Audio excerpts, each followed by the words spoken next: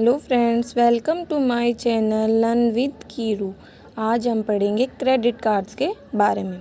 पहली बात आती है कि जो क्रेडिट कार्ड्स हैं वो कहाँ से आए हैं, कौन हमें ऑफ़र करता है। तो देखो, जो क्रेडिट कार्ड है ना, ये एक सर्विस है जो हमें कॉमर्शियल बैंक के द्वारा दी जाती है। ठीक, आप किसी भी बैंक से जा कर के क्रेडिट कार्ड ले सकते हो। जो आइडिया है ना, पहली बार वो आया था बेवरियन फार्मर फ्रेज के दिमाग में, क्योंकि क्या हुआ था, एक बार उसके पास कैश की शॉर्टेज हो गई थी।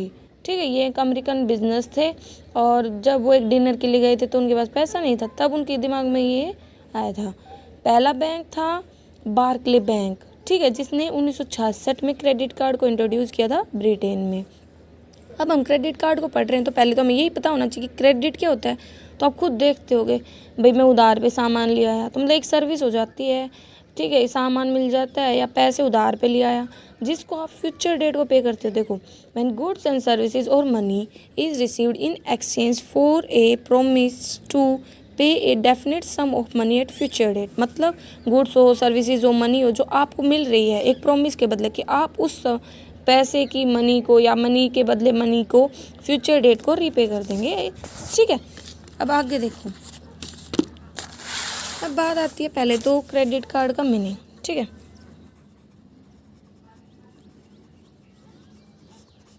क्योंकि इसकी कोई प्रॉपर डेफिनेशन नहीं है, बस इसकी अंडरस्टैंडिंग के लिए मैंने इसको नहीं लिखा है। तो देखो, पहले तो आपने देखा भी होगा, आपके घर में क्रेडिट कार्ड मिलेगा ज़रूर। कैसा होता है ये? प्लास्टिक का होता है। कैसा होता है? प्लास्टिक का कार्ड होता है, जिस पे बैंक का नाम, उसके पीछे CVV नंबर, आपके नंबर, मतलब सारी चीज़ें लिखी होती हैं। ठीक है, जो क्रेडिट कार्ड है ना, क्रेडिट कार्ड वो हमें कोई भी बैंक या फाइनेंशियल इंस्टीट्यूशन प्रोवाइड करवाती है। ठीक है, ये करवाती है। और ये जो क्रेडिट कार्ड है, ये जो हमें ये इंस्टीट्यूशन दे रही है, जब हम इस क्रेडिट कार्ड का यूज करेंगे तो हमारे बिहाफ पर कौन पे करेगा? यही पे करेगी।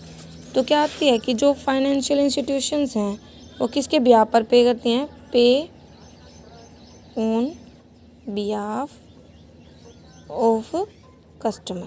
ठीक है, क्या करते हैं? ये कस्टमर के बिहाफ पर पे करती हैं। और जो क्रेडिट लिमिट है ना, वो फिक्स होती है। क्रेडिट लिमिट मतलब जैसे आपने क्रेडिट कार्ड ले लिया और अब आप उससे शॉपिंग वगैरह कर रहे हो, तो एक लिमिट तक ही आप पैसे खर्च कर सकते हो, जो डिफरेंट कस्टमर्स के लिए अलग अलग होती है। और वो किसके बीच में लाई करती है? वो 25,000 रुपये से लेकर के 3 लाख तक लाई करती है, जो डिफरेंट टाइम में बदलती रहती है इनके बीच में। अब बात आती है क्या वैसे एक्चुअल में क्रेडिट कार्ड? तो देखो, अब आप एक बात बताओ, आप पैसे ले जाते हो तो हमें कितना ज़्यादा रिस्क होता है कि कभी चोरी हो जाए, गुम हो जाए, बहुत सारे रीज़न होते हैं। दूसरा, कई बार हमारे पास पैसे की शॉर्टेज भी हो जाती है। तो क्रेडिट कार्ड एक ऐसी फैसिलिटी है जिसमें आप एक्सपेंसेस तो आज कर रहे हो, मतलब उनको स्पेंड तो आज कर रहे हो, लेकिन पे किसी फ्यूचर डेट को करोगे। ठीक है, तो इसमें क्या आता है कि भाई चाहे होटल के बिल हो, चाहे डिनर के बिल हो, आप इनकी पेमेंट ईजिली, आसानी से, सेफली फॉर्म में, कन्वीनियंट फॉर्म में क्रेडिट कार्ड का यूज़ करके कर सकते हो। ठीक है, तो क्रेडिट कार्ड क्या एक टाइप का एक कार्ड होता है जो एक कार्ड होल्डर को फैसिलिटी देता है ट्रैवल की, होटल वगैरह की, डिनर वगैरह की, और बिना किसी कैश को कैरी किए हुए, और है ना फ्यूचर डेट को उनको पे कर सकता है। नॉर्मली 45 दिन की मिल जाती है ये, या 1 महीने के बाद भी आपने जो भी खर्चा किया था, जो लिमिट थी उस तक, उसको आपको पे करना पड़ता है बैंक को। अब बात आता है कि ऐसे ही थोड़े क्रेडिट कार्ड सभी को मिल जाएगा। तो क्रेडिट कार्ड होल्डर होता कौन है, किन किन को क्रेडिट कार्ड की फैसिलिटी मिलती है? तो एक तो पर्सन की स्पेंडिंग कैपेसिटी देखेगा बैंक, भैया कितना स्पेंड कर सकता है। दूसरा, उसकी वर्थीनेस, उसकी जो मंथली बैलेंस है कितना बचाता है, उसकी मतलब एक टाइप से कहते हैं उसकी सैलरी पर डिपेंड करेगा। नॉर्मली 60,000 सैलरी तो होनी चाहिए एक पर्सन की। उसका क्रेडिट स्कोर, ये बहुत इंपॉर्टेंट होता है। क्रेडिट स्कोर मतलब भाई आप, मतलब वही अगर लगा लो कस्टमर है पहले से बैंक के, तो आप पहले से कैसे हैं, अगर आपने कोई लोन लिया था तो कैसे आपने उसको रीपे किया था। ठीक है, आप मतलब ऑनेस्ट है या नहीं, आप टाइमली पेमेंट करते हैं या नहीं, तो इन सब चीज़ों से आपका क्रेडिट स्कोर देखा जाता है। अगर नहीं भी है तो भी बहुत सारे तरीके होते हैं जिनसे आपके बारे में जाना जा सकता है। तो नॉर्मली जो क्रेडिट स्कोर होता है ना, वो 300 से 900 के बीच में लाई करता है। ठीक है, 300 से 900 के बीच में। और वो अलग अलग होता है कि जैसे भाई अगर लगा लो आपका क्रेडिट स्कोर है वो 300 से 550 है तो हम बोलेंगे कि पुअर है, मतलब आपको क्रेडिट कार्ड देना रिस्की हो सकता है। 550 से 650 है तो हम बोल सकते हैं कि एवरेज है, ठीक है। 650 से 750 है तो गुड है, और 750 से 900 है तो एक्सीलेंट है, कि आप की परफॉर्मेंस अच्छी है, आपको क्रेडिट कार्ड देना कोई भी रिस्की काम नहीं है।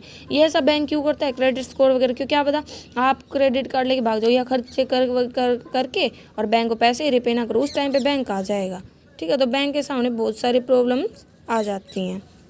अब बात ये, एक क्रेडिट कार्ड में कौन कौन सी पार्टीज इन्वॉल्व होती है, तो इश्यूअर होता है, कार्ड होल्डर और एक मेंबर एस्टेब्लिशमेंट। इश्यूअर मतलब जैसे कोई भी बैंक है जिससे आपने वो कार्ड लिया है, या कोई अदर ऑर्गेनाइजेशन, जैसे भाई अलग अलग कंपनियाँ भी आजकल अपने अपने कार्ड इशू करने लग गई हैं। फिर कार्ड होल्डर मतलब कि भाई जो इंडिविजुअल है जिसने वो क्रेडिट कार्ड, जैसे आप जाके बैंक से कार्ड लेगा, आपके पापा लाएँ, कोई भी कॉर्पोरेट, कोई भी कंपनी वगैरह, नॉन इंडिविजुअल या नॉन कॉर्पोरेट बॉडीज़ वगैरह। मेंबर एस्टेब्लिशमेंट मतलब जैसे आप जाते हो तो आपके कार्ड को खुद ही पैसे ले लेते हो या खुद खर्चा कर, नहीं, उस कार्ड को आप देते हो। जैसे आपने कहीं शॉपिंग की तो आप शॉपकीपर को देते हो और वो उस कार्ड को कैश वहाँ से कैश से ले लेता है। कैसे, हमने देखा होगा कि हम कार्ड देते हैं और वो एक मशीन से ऐसे स्क्रैच करता है, उसको निकालता है, ठीक है। तो ये एक सर्विस होती है, जो क्रेडिट कार्ड वगैरह को एक्सेप्ट करते हैं उन्हें मेंबर एस्टेब्लिशमेंट बोल सकते हैं। ये होटल वगैरह कोई भी पर्सन हो सकता है। फिर एक वर्ड आता है मेंबर एफिलिएट। वैसे तो 3 पार्टी होते हैं, इश्यूअर, कार्ड होल्डर और मेंबर एस्टेब्लिशमेंट, लेकिन एक थर्ड पार्टी भी होती है कई बार, इन केस ऑफ टाइप मतलब मिलकर। वैसे अगर हमसे कोई पूछ ले इसका मीनिंग क्या होता है, तो ये एक ऑर्गेनाइजेशन होती है जो ऑफिशियली कनेक्ट होती है अनदर ऑर्गेनाइजेशन से। कई बार क्या होता है कि जो बैंक होता है ना, वो किसी दूसरी ऑर्गेनाइजेशन के साथ मिल करके टाइप करके, जैसे वीज़ा हो गया, मास्टर कार्ड हो गया, इनके साथ टाइप करके क्या करता है, कार्ड इशू करता है। और उस कार्ड पर भाई फिर दोनों का जो मतलब एफिलिएट, मेंबर एफिलिएट है, उसका भी नाम वगैरह होता है, और जो हमारा नॉर्मल हमारा जो बैंक होता है उसका भी होता है। ये वीज़ा और मास्टर कार्ड ये इंटरनेशनल बॉडीज, मतलब हमारे देश के नहीं, ये दूसरे देश के हैं, ठीक है। तो जब किसी अदर ऑर्गेनाइजेशन के साथ या अदर बैंक के साथ या अदर इंस्टीट्यूशन के साथ मिलकर जब कार्ड इशू किया जाता है ना, तो वो मेंबर एफिलिएट कहलाता है। मतलब वो जो टाई अप है वो मेंबर एफिलिएट, मतलब जिस पर्सन के साथ किया गया है, ऑर्गेनाइजेशन के साथ किया गया, इंस्टीट्यूशन के साथ किया गया, तो क्या है, member tie up. Thank you, thanks for watching, like, subscribe and share. इससे आगे हम हमारे नेक्स्ट पार्ट में पढ़ेंगे।